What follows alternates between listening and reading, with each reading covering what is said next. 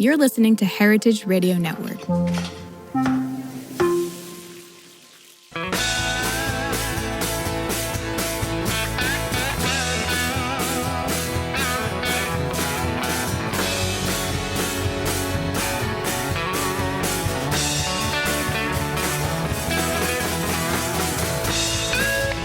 Hey, welcome to Beer Sessions Radio on Heritage Radio Network. I'm Jimmy Carboni. It's Tuesday, October 22nd, 2024. And if you can believe it, it's the end of our 15th year. We've got a great run here, Heritage Radio Network and Beer Sessions Radio. So this week, we're back to cider, and we're talking with some cider makers in Ontario, Canada. So this is kind of the new frontier where Canada and Ontario and Quebec have been making really great hard ciders for many years, and we're going to try to talk more about them and hopefully get some of those ciders in New York at some point. So let's go around the room. I'm Jimmy Carboni. I'm the host of Beer Sessions Radio. Damin? And this is Damin Sawyer of Bone and Bottle Reviews, New York-based hard cider enthusiast. Do a lot of work in Ontario as well. Great having you. Thanks for introducing us to some of these great Canadian cider people. Jenna? Hi, my name's Jenna Boucher. I'm the head cider maker over at Two Blokes Cider in Port Perry, Ontario. All right. And Martha? Hey, I'm Martha Lowry, and I am cider maker at Woodfolk Cider, also in Ontario. All right. So earlier this year, Damin introduced us to Barry Rook, and he's really involved with ciders in Canada. He had a really great show. He talked about all the awards that the Ontario ciders have been winning at Glint Cap. And I'm really in tasting and getting to know some of the top Ontario cider makers. So you guys suggested both Two Blokes and Woodfolk Ciders, and thanks for joining me. You guys introduce yourselves a little bit, Jenna, just your background and how you got involved in cider, and a little intro to Two Blokes. Yeah, so originally I was in social work, and then I moved out west, and out west is expensive, so I needed a part-time job, and I started working as a tour guide in a brewery. There I got really involved in the brewing process. However, I have celiac disease, so it really didn't make sense to kind of follow my passion of making beer because I wanted to enjoy what I was creating. So I kind of stumbled into cider making with a urban cidery called Uncommon in Calgary. And then from there, I really wanted to learn how to orchard because where I was working, all of our juice was being trucked in from BC. And I had never really worked or really been to an orchard before.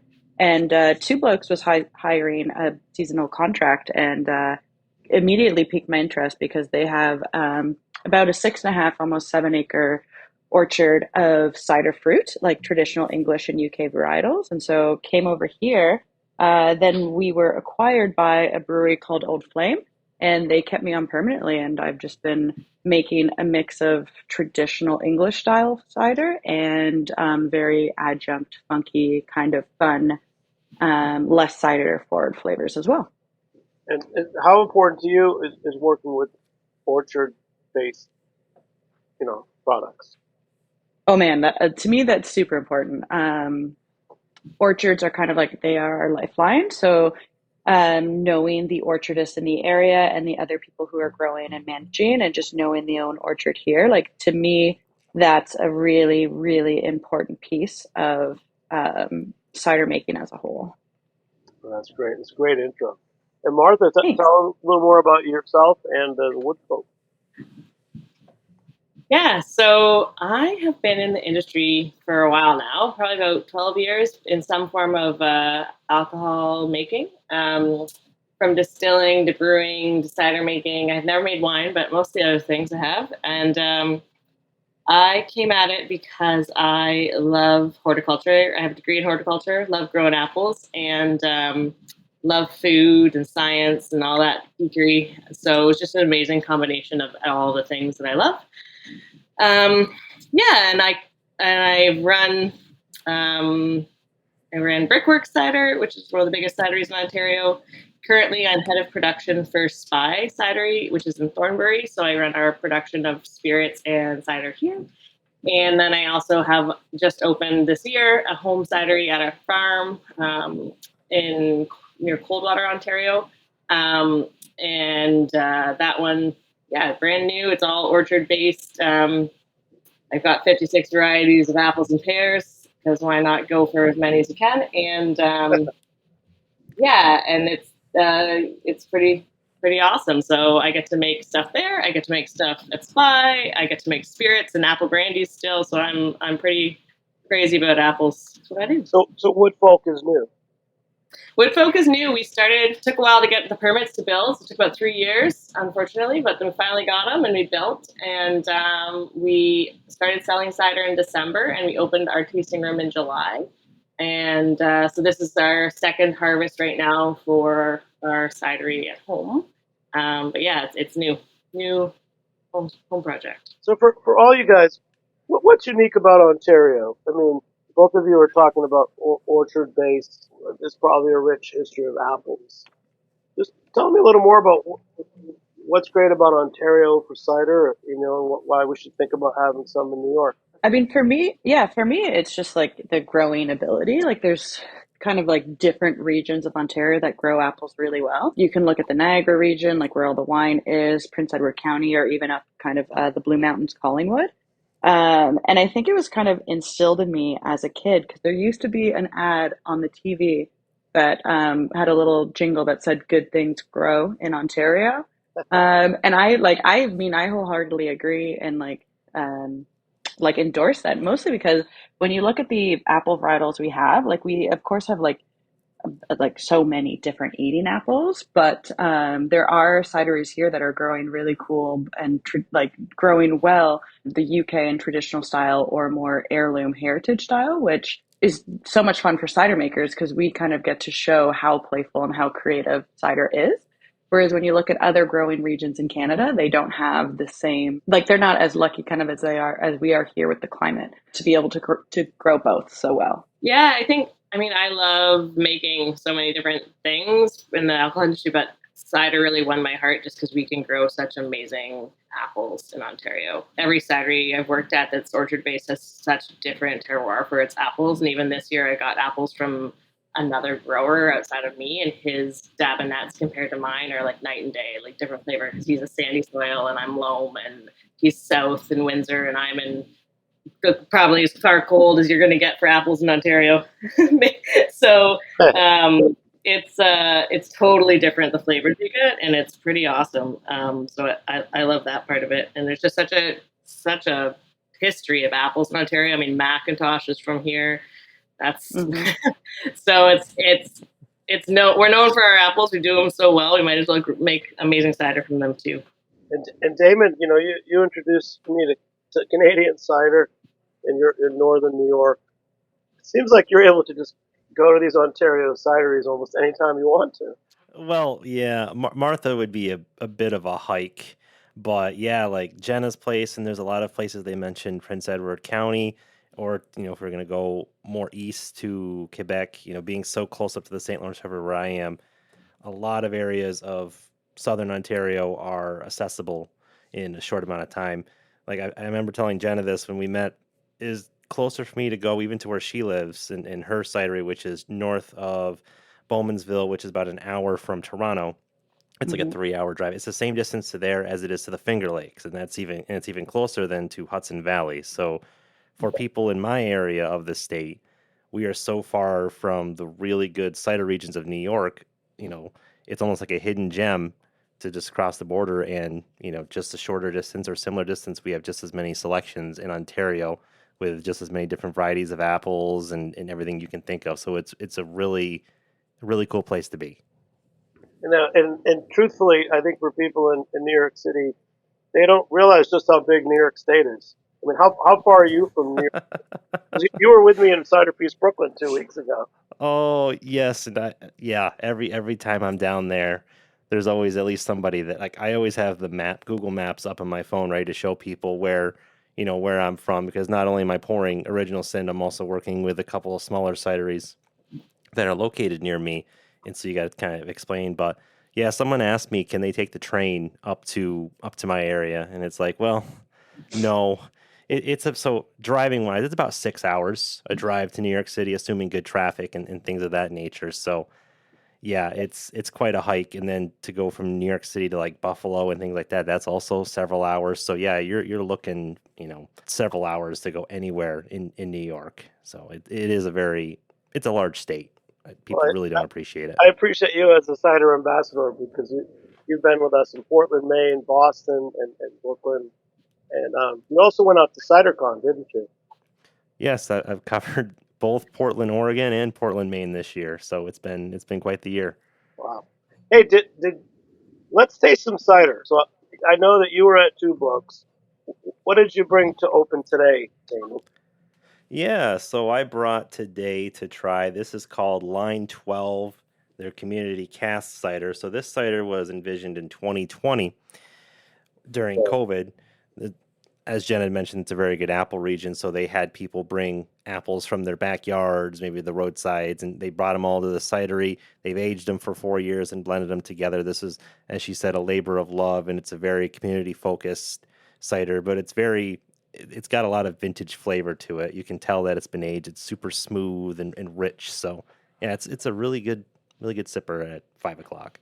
Yeah. Thank you. I appreciate that. Jenna, you want to tell us more about that community cast? Yeah, so in 2020, when COVID was starting to have all these different lockdowns, Two Blokes, we are farm based and we're still very community based. And the previous owners, the founders, Matt and Andy, were looking at a way to still kind of really drive community and really kind of express the terroir of Scugog, which is the region that we're in. And so they had people donate a bunch of their wild apples because there are so many apple trees. I mean, I will just drive the different concession roads in the area because we are very rural, and you will just see so many wild apples just falling in the fall. And so they wanted to make use of them. People donated them. We fermented them, and then we aged them for about 4 years because I blended that one and released it this year. In oak barrels. They were oak barrels that had cider in it like 3 or 4 times before. So they were quite neutral at that point, but still had a good amount of like Brettanomyces and other like wild characteristics to it. And so took the three, blended it together. I did throw in just a touch of Yarlington Mill from the orchard just to kind of balance out and give the acidity a bit more pop, because I do find at times barrel aging can really take away some of the acid and make cider less acid forward because of the whole kind of like malolactic fermentation process. So I added just a touch of Yarlington Mill in there to balance it out, and it's a fun one. I'm quite proud of it, and it's been received well, and we're on our last legs of cases. And we named it Line 12 because that is the concession road that the Two Blokes farm is on. It's on Simcoe and Line 12. Damin, you're tasting the 4-year barrel aged cider. Does any of that acidity come through? Do you have any notes for us? Yeah, so you can tell on the back end it does have some of the character that you would find in anything wood aged. It does have a little bit of woodiness to it, but it's not. I think probably because it is neutral, it's not quite as pronounced as maybe a fresh barrel. And is this supposed to be still, Jenna? I can't remember if we had this conversation, because for me this is still. Yes, it is a more like we barely, like I always say we like kissed it with carbonation, but like it was barely carbonated. And that was definitely some of the feedback at the awards this year, because it had been in barrels that were used previously, like multiple times. There was some of the judges were like, we wouldn't even have guessed that this was barrel aged. But yeah, the wood character isn't as prominent as some of my other barrels, but it's still, I think it's a fun one. My notes on that one are very, orchard floor, which I always say, and then people are like, what does orchard floor mean to you? Orchard floor, a little bit barnyard-esque, but not too much that it's kind of overpowering, but it's beefy in the tannin sense and in the overall like age sense, if that makes sense. Well, I like the way you talk about your ciders. Orchard floor. We've done that with beer and wine. Instead of saying barnyard, we have one friend who is an avid horse rider. She always uses the term horse blankets. The barrel aging with ciders, I've had them, and I don't always think about it as a go-to for me. Interesting. Why are you barrel aging ciders? That's a good question. One, personally, I just really like it. When you think back to like how humans first started fermenting and aging and creating alcohol, a lot of it was in clay, in wood, in these very porous materials. And so it's really fun to showcase what wood can do and how it could change. And I was everywhere I've worked, whether it been in breweries or cideries, we always had a barrel program. And I was always quite drawn to it, but I think it's also like I'm a huge fan of bourbons and whiskeys and ryes and all of that. And so getting to impart some of those flavors through the barrel is something I'm quite interested in. But for me, it's just I see that as a way of showcasing traditional cider and bringing forward flavors that aren't always at the forefront in cider. And I mean, my usual rant that I always say is people will have a bad beer, but they'll still drink beer. People will have a bad wine, but they'll still drink wine. People will have a bad cider, and then they think cider is not for them, and they'll never try it again. So if you can make cider in more interesting ways, or more ways that are approachable to people who understand other types of alcohol, like most wine drinkers kind of understand the use of a barrel and what it's used for. And so, kind of using that in the cider world, I think makes cider more approachable and it makes it a bit more playful as well, so that it's not kind of just like what it's previously been marketed as quote unquote, like adult apple juice. And it's hard if you've never had good cider. And yeah, a lot of people may have had hard cider that wasn't good once or twice, and they'll Hmm. keep talking about that. Yeah. So that's a good point. Martha, are you a little further away than Two Blokes? I'm only about an hour north of Jenna. That's nothing. Yeah. I drive an hour and a half for work every day, so it seems like that. It sounds like Apple Heaven where you guys are. Pretty cool. I'm thinking about another subject, just the professionalism of both of you. Not to disparage anyone else, but a lot of the people that I'm meeting in the States who are making cider, seems like often their introduction was making cider kind of on their own. And I feel like the two of you have a professional standard. Do you recognize that? Do you appreciate your skill set and maybe offer tips on how others can attain your skill level? I mean, Martha's had more experience than I have in the cider world, so I'll let her kind of take the lead on this one. Yeah, just get yourself involved. I mean, my path to this was pretty loopy, so didn't go directly into it. But if you love cider and apples, I mean, try to get involved somewhere in it. Most of the people in Ontario that I love are just so open and helpful. So I don't know, reach out to cider makers and connect, and then see if you can, scrub cellar floors and do that kind of dirty work until you can do some more fun stuff. Sina's awesome too, and there's programs of her in Ontario. I've sent a lot of my employees there, and they love the courses. So yeah, it's all awesome. Sina Cider Institute of North America. Right? Yeah. Yeah. Yeah. So Martha, I was just checking out your Instagram, and there was a really cool post. It was about I think you have one of your kids on there, and it was about apples and cider and how to teach people the difference between using bittersweet and regular apples.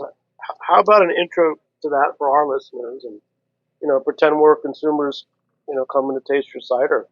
Yeah. So, I mean, we use a whole range, but I sort of think of, and not as brutally, but I think of dessert apples as like the Concord grapes of the world, and then bittersweets is the vinifera and hybrids that make wonderful wine. So with the bittersweets, you're going to get a lot more tannin, and that tannin is the flavor that most people don't really think. Tannin's a weird word, and that's the flavor you get for tea, and there's lots of tannins in coffee and in your wine. So it adds a richness and a depth and complexity to your cider that you wouldn't get from a high acid sweet apple, like a dessert apple.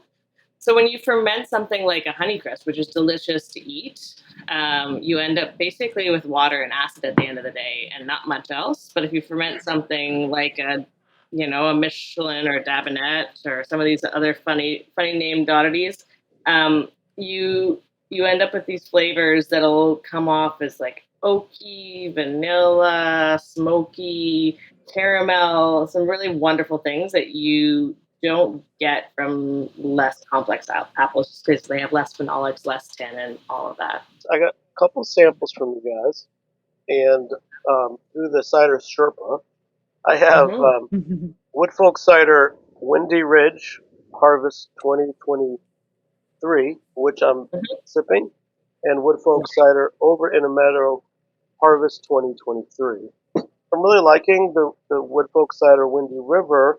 Want to tell me a little more about it? Yeah, so that one's pretty fun. It's all Ida red apples, and we ended up with this just ridiculous crop of them at our friend Steve's, who's just one concession over from us. And we looked at each other and went, "Oh, what are we going to do with all these Idas?" Because in the past we've made some ice cider with them, but we didn't really feel like doing that this year. So we ended up fermenting them on their skins, which is a pretty common practice, especially in Quebec. But I hadn't played around with it too much here. And it really maintains a lot of that apple flavor that often is lost when you ferment dessert apples like Ida Red. So it has like that red fruit. It's like a bit of honeydew melon that I get, and it really softened it and softened the acidity for me compared to just a straight Ida Red cider. So it's a fun one, and we let that one ripen. I think we harvested it like end of November, so they were hanging on the trees for a long time, just sweetening up and getting really nice. And then when you harvest them, what are the steps leading up to pressing? And then So we often shake our trees because it's just simpler. So, and we don't have rules in Ontario that you can't take grounders. So I shake them and then I pick them all up off the ground, just manually because we don't have any machines to do that yet. And then we wash them and grind them, and we have a bladder press that presses that pomace or like the mash of the apples and presses that juice out of it. And then we collect that juice in our stainless steel. We use stainless steel tanks at home, and we put the apple, like a little bit of that apple skin, back into like strainer bags and hung that in the tank to let it rest on. We left that there for about a week and a half, and then removed it and finished the fermentation. We ferment with wine yeast in ours. So sometimes we use wild yeast, sometimes we use wine yeast, but that was a wine yeast. When it's finished fermenting, it was down around 0 for SG, so 1.000, and we rack it and we let it age for a while. So we don't bottle anything until like March, and we're fermenting that starting in November in a cold spot. So it ages for a long time in our cellar, and then we bottle condition all our ciders, and that one is just a bottle condition cider, not in an ancestral method. So it has 0 sugar.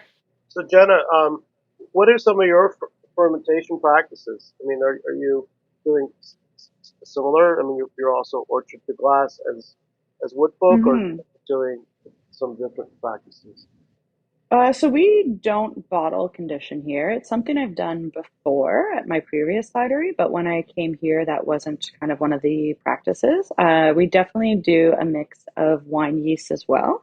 I would say like my biggest challenge is I don't have temperature control when I'm fermenting.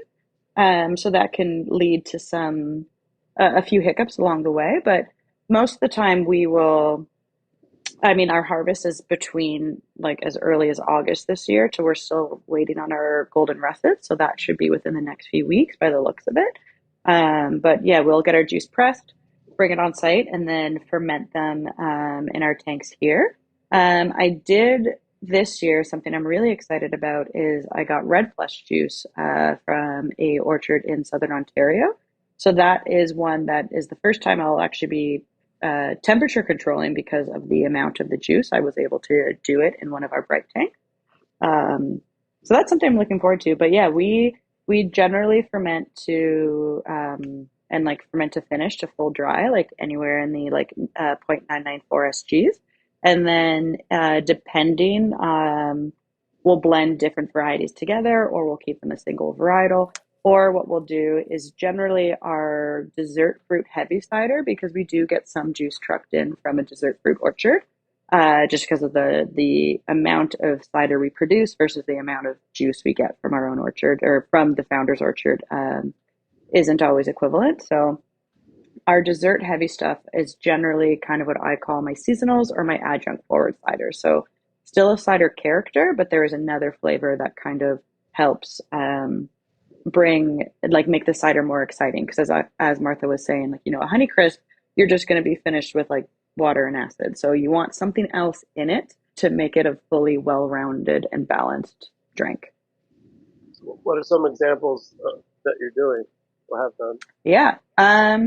The one I would say we're most known for is a creation called Sappho. Sappho is a lavender infused cider. So there's a lavender farm about 15 kilometers down the way from us called Grey Silo Lavender. And I did it off of a whim because I wanted to do so. Two Blokes used to be Canada's only queer owned cidery. We're still queer made, but we're not queer owned.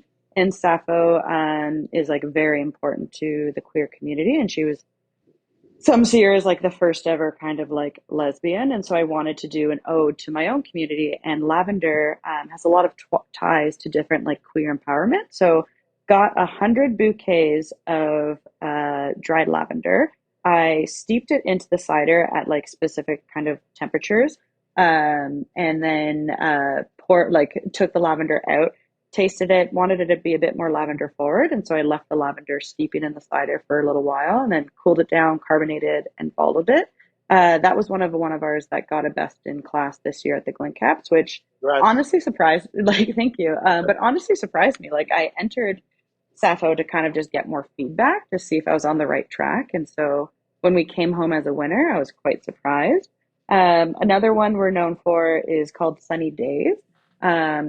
I call that one adult pog juice because it's essentially our base like dessert fruit fermented cider, and then we back sweeten with fresh passion fruit puree, fresh tangerine puree, and fresh like pink guava. So it drinks kind of like adult Sunny D. What's pog juice? Oh, pog juice? Passion fruit, orange, and guava. So it's a very tropical drink. So that's another one. And right now, our bestseller, also adjunct forward. I mean, we have other non-adjunct forwards as well, but is one right now is called Open Hand, and it's a chai spiced recipe. So I took black tea, cardamom pods, star anise, touch of ginger, touch of cinnamon, at all different kind of various amounts. Figured out what recipe I thought was the best, like most well blended. Again, steep that one into the cider at like very specific temperatures. Cooled it, carved it, bottled it, pasteurized it, and now it's on the shelves. Jenna, just another question back to the Glencap Award. What category was Sappho entered in? Sappho was in the botanical cider. Wow. Yeah. I tell me about some of the other categories because I'm actually curious about how they judge, because I know that there's dry ciders, but I don't really know what the different categories are. Yeah, so like there's botanical, there's wood age specialty. There's like an open-ended category, which is just it doesn't have to taste like cider. Most of the other categories, it has to be apple forward, like the apple character still has to be there. The open categories, it doesn't really have to be apple forward. There's the fruited ciders, which is probably like the most heavily entered. There's hop ciders, there's heritage dry, there's heritage sweet, there's traditional dry, traditional sweet, and probably a few others that I am forgetting. But we had 10 entries this year. Oh, well, congratulations for winning. Thank you. Yeah. Damin, talking about these great ciders, how do you feel about, just heritage dry apple ciders versus these other type of flavored and other kinds of ciders? You're very open to all ciders? Yeah, so I've been in the cider, like drinking it since like 2015, which is, a lot of people have been drinking longer than that. But in my time, I've gone from drinking the commercial sweet stuff to I definitely prefer your smaller batch, more labor intensive. And Martha was kind of explaining like how some of her tannic ciders go, and I like into using some really nice, really positive acronyms. I personally, when it tastes like petrol, like smokestack soot, like those kind of tannins, those really speak to me. So my taste buds are way out there. I pretty much cover the spectrum. And so when you take into consideration what the general public likes, so you have to really kind of bring your mindset back to, maybe this is what I like, but you have to find what the average person will like. You have to figure out where they're going to come from in terms of like what did they drink previous, what's available in the area, what can you do with what's in the area. So I think so places like I'm not familiar with Martha's ciders. I will say I'm not overly familiar with what she makes, although I am familiar with Spy a little bit. But I know like Jenna, so she does have all of her, the adjunct forward ciders and some of these heritage ones like the one that I'm drinking, with the wild apples and whatnot. So there's definitely room for places to do both. There's places that only will do one particular kind and some that only do, heritage and traditional methods. So that, and we like to say in the community that the cider tent is big enough for everybody. Everyone is welcome in, whether it's, you're welcome with what you prefer for a flavor or it's what you prefer to make. There's something for everyone. And I think that's very important. And, not necessarily, and that's the thing with the cider community is it's very, very communal and they all like to help each other. So like if you're making a cider that you like to make ciders that are super sweet and, whatever, and you get a customer that doesn't like that, well, you'll find in the cider community, instead of just like kind of shunning that person, some people will say, hey, there's a cidery down the road that makes, the cider that you like. And so they'll do that. Like Jenna sent me to a cidery down the road from her that I didn't even know about when I was kind of touring through the area. And so like it's very, like I said, it's very communal. So there's room for everything and there's room for everyone is how I would go with that. That's And great. I fully, yeah, like definitely agree with that. Sorry to interrupt there, but like, yeah, I think the more cider makers and cideries kind of work together and promote each other and show that cider can be from one spectrum to the other, I think the more we're actually able to grow the cider community and have it be a product that is more understood across all areas. Great. Hey, we're going to take a short break. We'll be back in a few minutes on Beer Sessions Radio. Whether you're a chef or just love going to restaurants, you know the best ingredients are everything, especially when it comes to beef. In Northern Australia, there's a different approach to raising high-quality beef. Westholme, based in Queensland and Northern Territory, is working with the land to create nature-led Australian Wagyu. Westholme stewards 16 million acres of rangeland guided by their natural ecosystem. They're led by a belief that if they balance the needs of their cattle with the needs of the environment, both can thrive. Westholme's team of rangeland experts and nature managers use a variety of tools to monitor and respond to the welfare of the environment, like satellites that assess grass health and on-the-ground research. Cattle are happier when they have the freedom to forage and explore, so Westholme ensures that they can roam wild, foraging at will for the first 2 to 3 years of their lives. Their cows graze on native grasses like Mitchell grass, which is only found in Australia, along with dozens of other plants, herbs, and seasonal legumes. The result is a high-quality Wagyu beef that reflects the terroir of Northern Australia and a flavor suited to complement any cuisine. Westholme believes that when nature leads, flavor follows. Learn more at westholme.com. Hey, welcome back to Beer Sessions Radio on Heritage Radio Network. I'm Jimmy Carboni, celebrating 15 years with Heritage Radio Network and Beer Sessions Radio. Support us at heritageradionetwork.org. So we're talking with two cider makers from Ontario, Canada, Jenna Boucher of two Blokes and Martha Lowry of Woodfolk Cider, and with our great cider enthusiast, Damin Sawyer. So we're back now. Martha, we were just talking about, different styles of cider. I was curious, we interrupted you today. You're in the middle of pressing. Can you tell us at Woodfolk, like what the season is from harvest and pressing, and just some of the tasks that you do, because it's still kind of a mystery to me. Yeah, I mean, it's pretty full on right now between all the pressing at home and all the pressing at work. We start our press season usually in August with the crab apples. Harvest came 3 weeks early this year because, climate's doing some wacky things. We usually end our harvest in November, sort of mid-November. Damin, I know you're well-traveled cider enthusiast. Bet there's a question you have for Jenna at Two Blokes. Yeah, exactly. Yeah, absolutely. So Jenna, when we met in August, we had talked, and then as you talked about earlier, your journey all throughout Canada, working at breweries and cideries and basically covering coast to coast. You've always been working under someone. So how much interest do you have in maybe at some point branching off and starting your own cidery, or there are some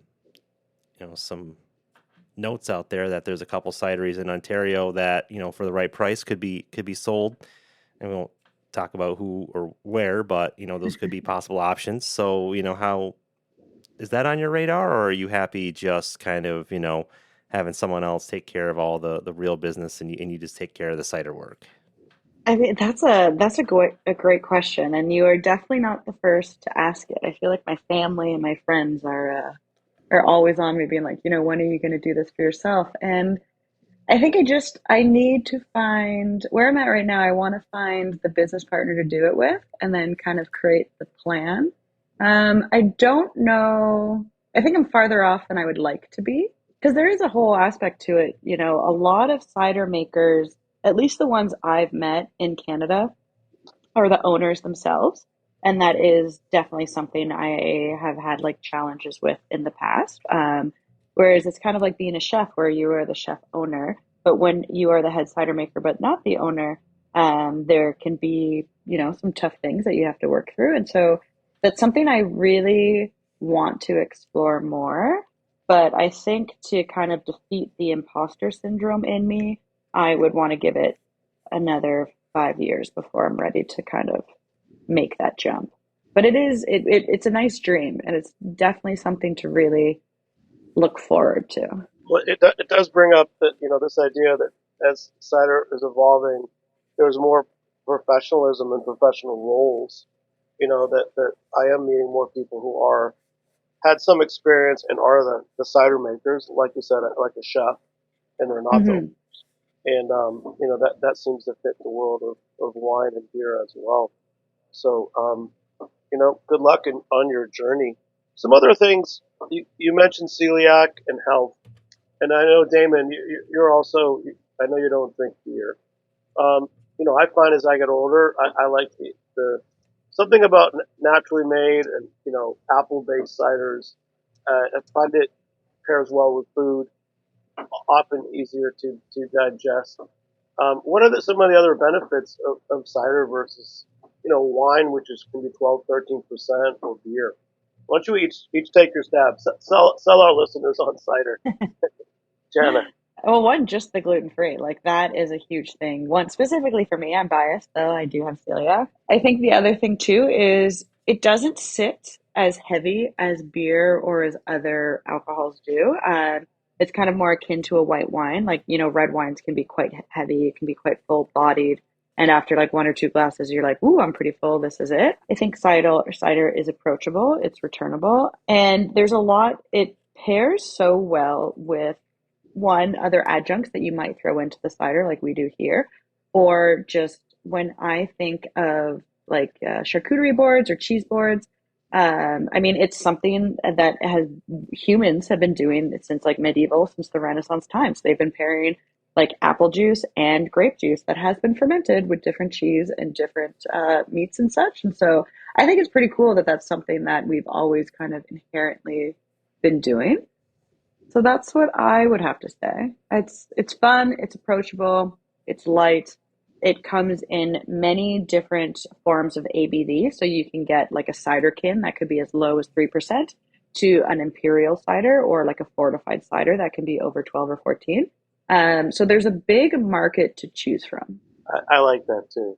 Hey, at Two Blokes, so for tourism and traveling, um, Mhm. what's the experience like if I cross the border and I come to Two Blokes? Oh man, well, we have a food truck on the farm right now that is open on weekends. We've got it's called Butchie's. She's a top chef from Top Chef Canada. And so it's kind of barbecue based. It's quite delicious. We almost always have at least 5 to 6 different ciders on tap. During the summer, we have many different events. I mean, this weekend, we have an event almost every weekend. This weekend, we are throwing a craft beer festival. So you will have the option to drink a bunch of beers from Toronto, which you normally cannot get out this way on site. We always have live music. We've got paint nights. We're doing heaps of stuff for Halloween. I mean, last year we watched Children of the Corn in front of the cornfield. It was a great time. It's very like agro-tourism, so farm-based. You'll be greeted by a herd of about 30 to 50 sheep, depending on the season. You'll get a gorgeous orchard to look over, delicious drinks and food and music. All right, you're selling me. And Damin, for you, just a little bit, why you drink cider? I mean, I know you don't drink beer. Let's talk more about it, because I don't think everyone realizes. I don't know if you're a celiac, but No. Thankfully, I do not have any gluten intolerances. I simply do not enjoy the taste of beer, though I have had some sours over the last couple of years that are trying to sell me on trying beer. But I had tried beer for years, and mostly cheap, like light beers and whatever. And I had some IPAs, and honestly, so back in 2015, 16, 17, I was picking up beer for a friend. I went to Treehouse, I went to Trillium. I hit some of the biggest, like in the Northeast, biggest beer breweries and most popular breweries, I should say. And I had like Sip of Sunshine and Piney the Elder. I tried all these amazing beers, and I just none of them took. And then honestly, so you can thank Smirnoff for the reason I drink cider, because I didn't like beer. I would drink Smirnoff Ice, and especially Triple Black. So the Smirnoff Ice Triple Black is the same concept. It was more distilled and it was like crystal clear. And honestly, that was my favorite malt beverage yeah, ever. you have to delete that. Haha. No. But yeah, they stopped making that. And so it's like, okay, well, what do I do now? And I found cider, and I just really kind of stuck with that ever since. I've tried, there's some spirits and some wines and whatever, but yeah, cider has really just been my focus. And I've been trying to spread the gospel of people who are not as familiar and don't really dive down the rabbit hole as much, and trying to show people that there's more out there to drink than just the things that they can find in their grocery store. Well, and that's true. And I think the thing about cider is finding the good stuff, of which there's quite a lot, and you're more likely to get it if it's orchard based and there's bittersweet apples. Jenna, I'm going to ask you the question that fortunately Martha's isn't quite connected. The question about this orchard, it's like harvest season and pressing. Kind of walk us through your season, some of the tasks you do and all that. Yeah, so it really depends on the cidery. I know Martha has a press herself, which is something, I am pining for, because we do not have a press here, but we do pick the apples. The apples then go off to a juicer in the area. They juice it all for us, and then we get the juice back.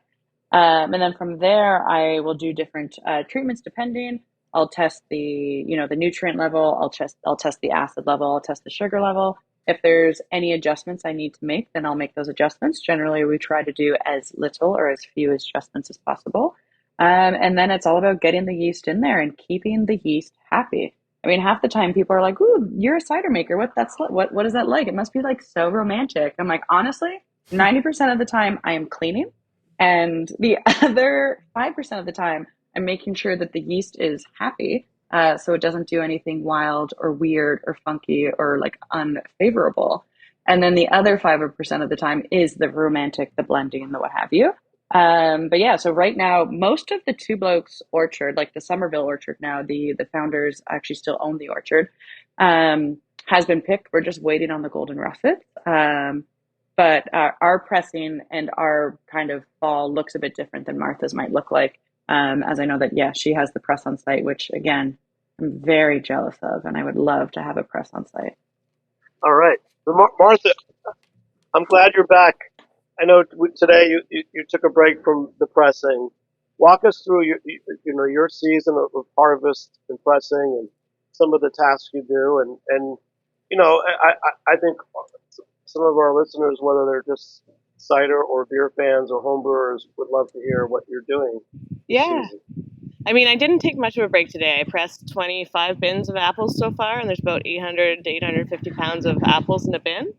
So I'm just taking a momentary pause. But we press at Spy and I press at home. And there's two different presses. The one at home is a lot more manual. So yeah, we pick, and we generally don't let our apples sweat. So we generally press them right after they have been picked, and we pick them at full ripeness. So that's really critical to us for making amazing cider. So we're really careful about testing to make sure the starch has been converted to sugar, so we can get all the beautiful aromatics and just fully ripe apples that make really, really nice cider. So yeah, we press everything, and everything's harvest based. So I don't make cider if there aren't apples coming off the trees.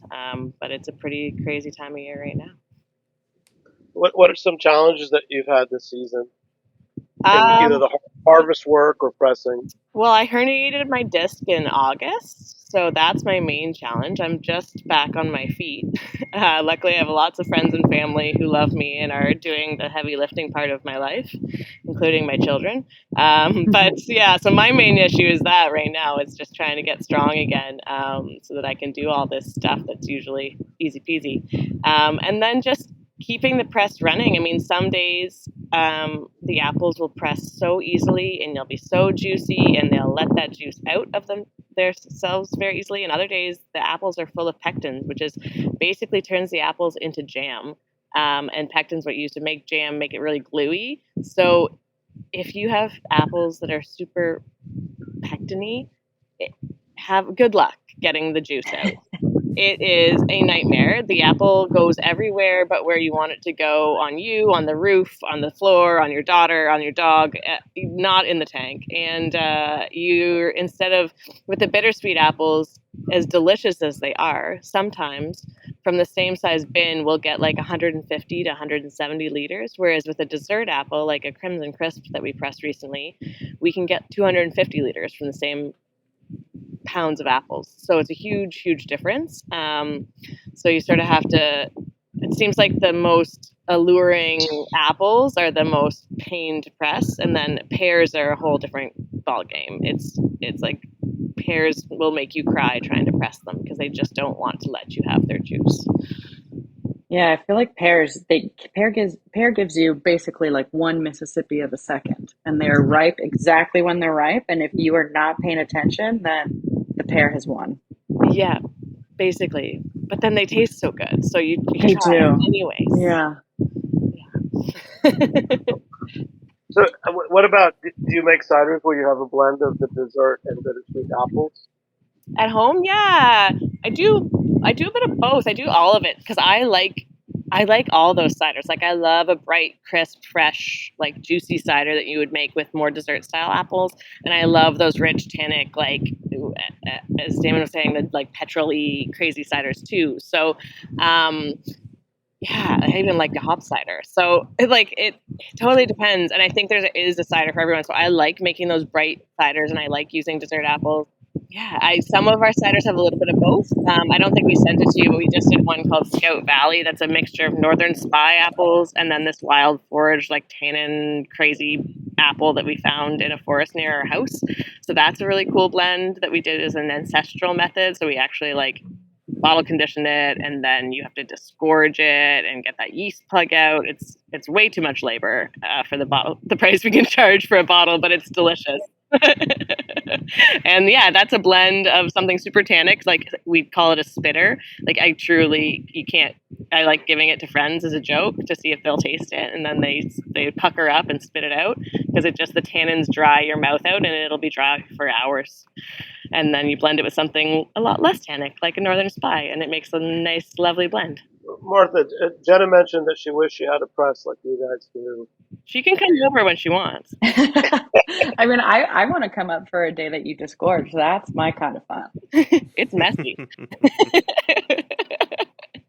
Anytime. Martha, just tell us more about pressing. I mean, besides getting all over the dog and the kid. Yeah, hopefully less of that in the future. Yeah. More about pressing. What exactly do you want to know? Like how long it takes, or Just walk us through. You have that bin of apples, and I'm just a yeah. little more geeky about what your role is and what you do. So yeah, we have a bin of apples. We usually sort through them either as we're picking or after picking. So it depends on how they come in, how clean they are. But they'll be sorted at some point to get rid of anything, don't want anything moldy or squishy or full of insects. And then we wash them just with water, and then we press them. And a press at home, we can get through about 5 bins in a day, maybe 6 if we're like killing it. And that will give you somewhere like maybe 1,000-ish liters or more, depending on how juicy the fruit is. And your fruit will come in with all that wild yeast, all that wild bacteria, everything on it. So then you have the choice to make of, do I want to add sulfites to it or not and kill some of that wild stuff? Or do I want to just go straight for it and let the wild things go? But yeah, that's our press. It's not that complicated. I mean, the press at Spy is a lot fancier. We have a bin tipper. So it actually lifts the bin up and dumps it into an apple washer that washes it. And then there's an auger that spins and puts it into the mill. And the mill crushes the apples up, and then it spits that pomace out onto a belt press. And the belt press is continuously pressing. So we never have to empty it. And it presses the pomace, so all that mushed up apple, against the belt, in between the belt and some big metal rollers, and then it spits the dry pomace out one side and gives you the juice on the other. And that one, I don't even basically need to lift a finger. I just have to drive a forklift around, and I can get through about 5 bins an hour. So it's a lot faster. I can do about 12,000 liters in a day if I'm doing a long day. Yeah, that sounds like the dream. Do you just have a bladder press at Woodfolk then? I've got a bladder press at Woodfolk, and I've got a belt press at Spy, and they are, it's very different. Completely different machines, yeah. Wow. Yeah, both fun, but oh yeah, one is easier to clean. I'll tell you that. The one at home, clean up quick. 20 minutes, we're probably done. Cleaning up a belt press takes about, if I'm giving her real fast, maybe an hour, but usually closer to 2. So I mean, that just comes down to, cider makers, winemakers, brewers. The majority of our life is cleaning. Yeah. And that's why I just drink it. I mean, some of my listeners know, years ago, it must have been 12 years ago, our friend who just recently closed their home brew shop in New York City, they offered me a free class. And I went in, and basically he started by explaining the sanitizing. And I knew right away that I would never try to brew a batch of beer. So I'd be useless in your spot. So you guys have been so great talking to you both. The last question I want to add, and Damin, you're going to get the last question out for me, but one reason I was introduced to the Ciders of Ontario and then Barry Rook, I wanted to see what it would take you or your brands, or one of your brands, to come and be exported to the States, in particular, like a state like New York or Illinois or Chicago. I mean, that would be a question for more so the owners of Two Blokes. It's an interesting, I mean, of course, I would love for Two Blokes to be more so than just in Ontario.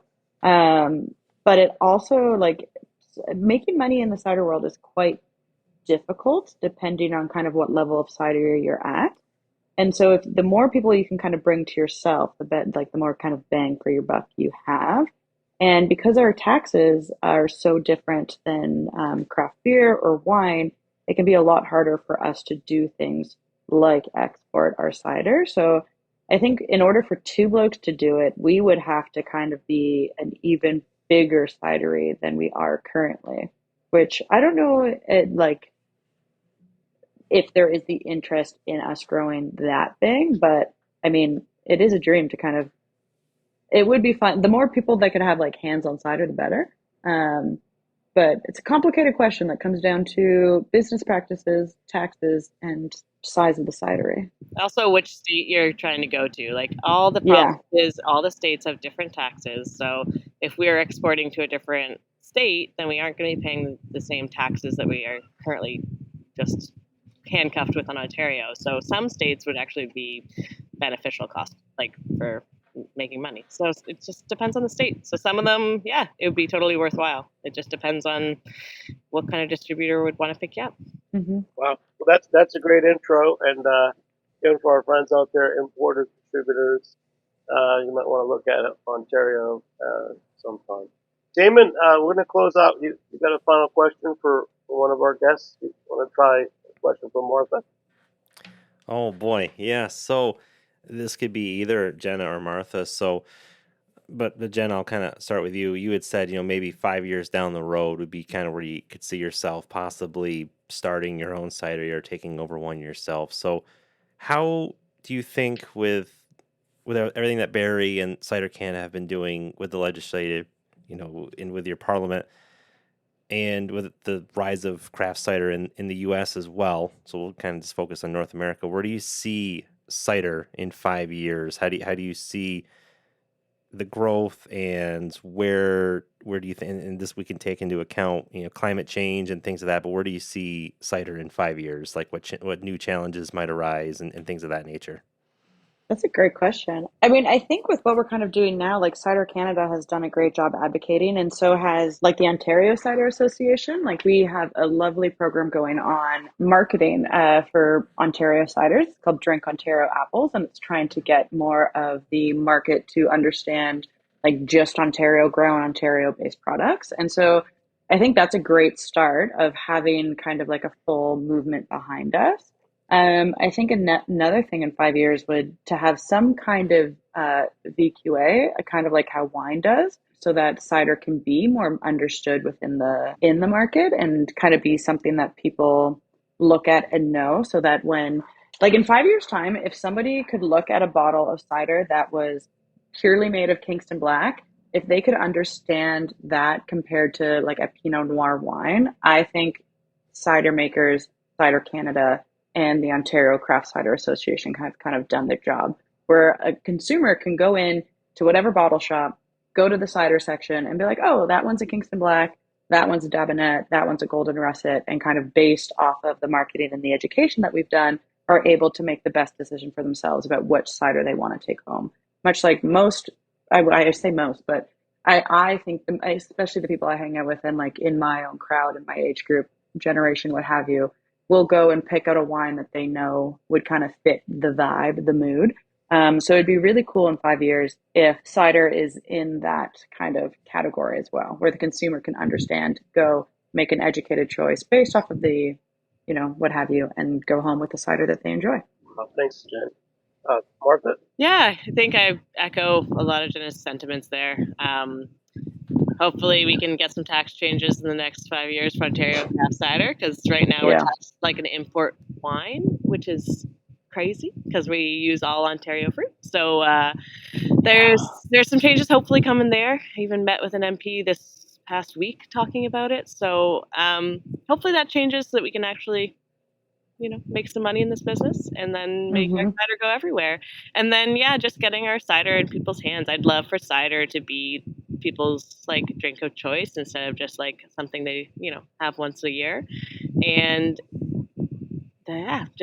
just keep on getting that education out there so that people start loving it. It's such an amazing beverage for eating and gathering and all of it. So, well, listen, I want to thank you all, Jenna, Damin, and Martha, for joining me here on Heritage Radio Network. Shout out to our engineer, Gabe, and we'll catch you next time on Beer Sessions Radio. All right. Thanks so much, guys. Woo!